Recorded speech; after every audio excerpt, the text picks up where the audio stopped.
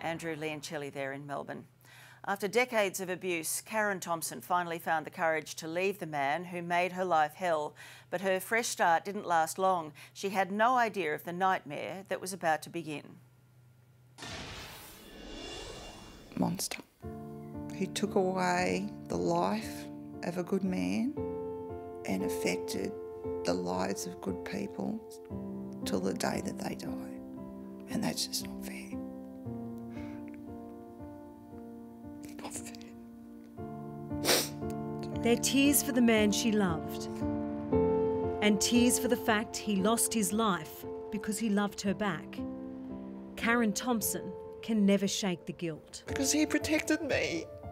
He gave his life to protect me. But it's just so senseless. So senseless. Michael Mode taught Karen how a woman should be cared for. He showed me what love was supposed to be like. You know, how to be treated. And I knew he loved me. A far cry from the way Karen's ex-husband Greg ever made her feel. She spent 30 years enduring his verbal and emotional abuse. They met when Karen was just 15. She knew no better. I thought once I was perfect, then, you know, he would treat me the way I thought that you would treat another human being. And people thought, oh yeah, we've, you know, nice house, 4 kids, married, yep. Do you think he loved you? No, I don't think he ever loved me. Greg Thompson proved Karen right when she finally left him in 2013. Bravely, she moved out, but would never escape the wrath of his controlling ways. He would just waltz in and lay on the lounge and said, that's my lounge, I can do whatever I want. He would come here when I'm not here, he would go through my cupboards, he would take things. Karen never imagined just how much he could take until she met Michael Mode and fell in love.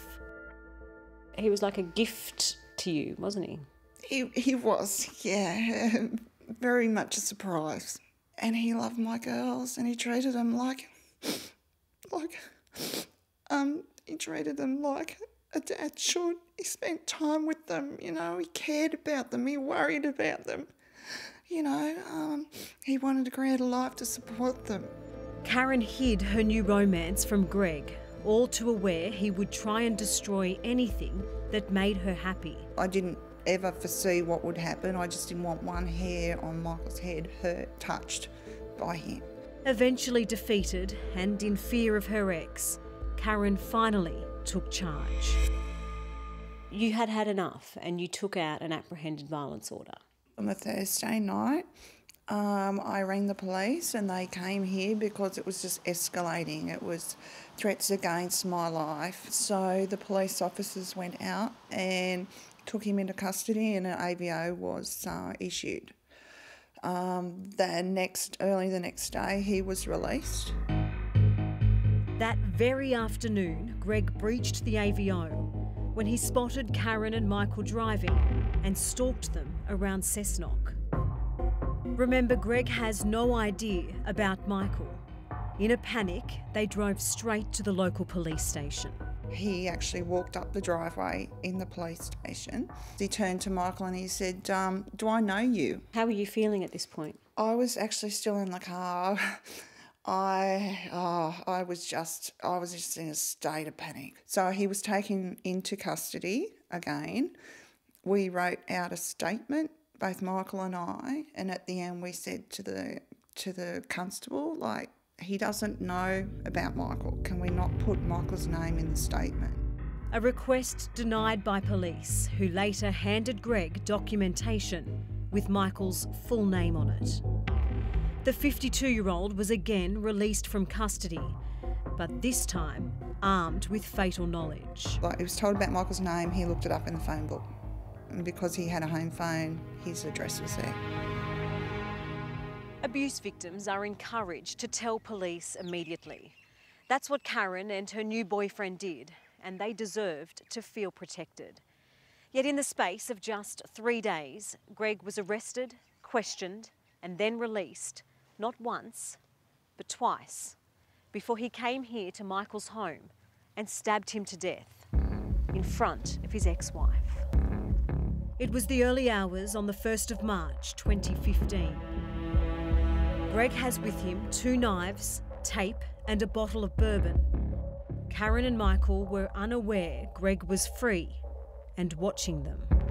I would have thought that he would still be in custody, or we would have done something different. We would have, I don't know, moved somewhere else or done something differently. He barges into Michael's home and attacks him. And I seen him behind Michael, and I seen Michael with blood all over him.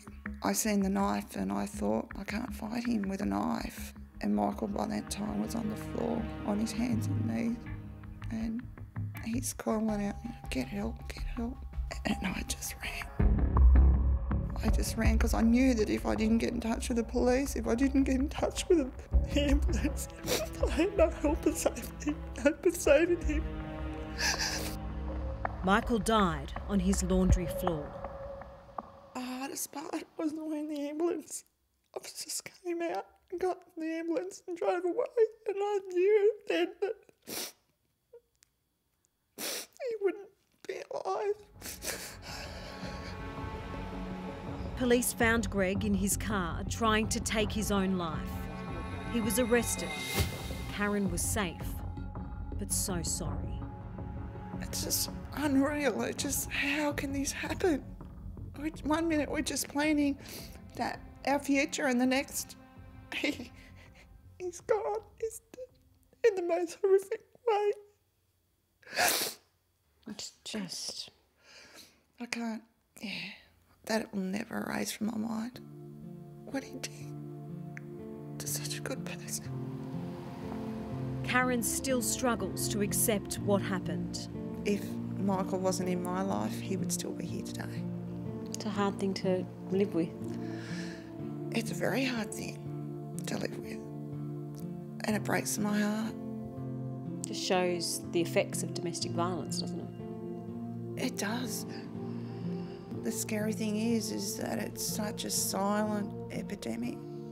Police prosecutor will be speaking on your behalf. Victim support advocate Kerry Thompson. There's a lot of gaps in the system, and we've seen the worst outcome in this case. Kerry says far too often victims aren't taken seriously enough. The police require a high level of proof in order to charge an offender with a breach of AVO.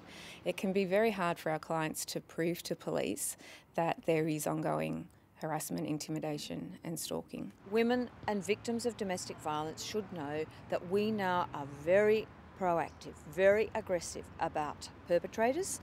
Minister for Prevention and Domestic Violence, Prue Goward, says a tough new strategy introduced last year will help stop reoffenders. We are so much better at keeping victims safe.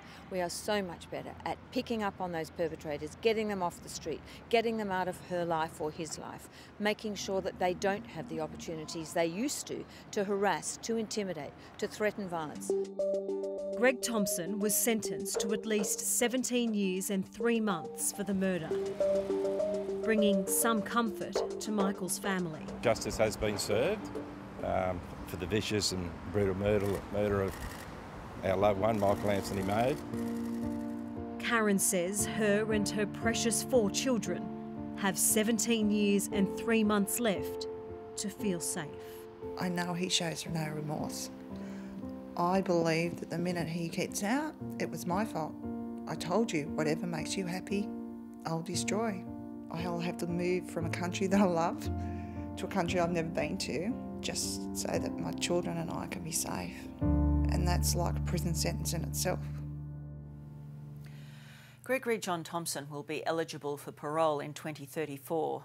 If you or someone you know has been affected by domestic violence, there are many organisations who can offer support. You will find their details on our website. Up next, did this man get away with the unthinkable?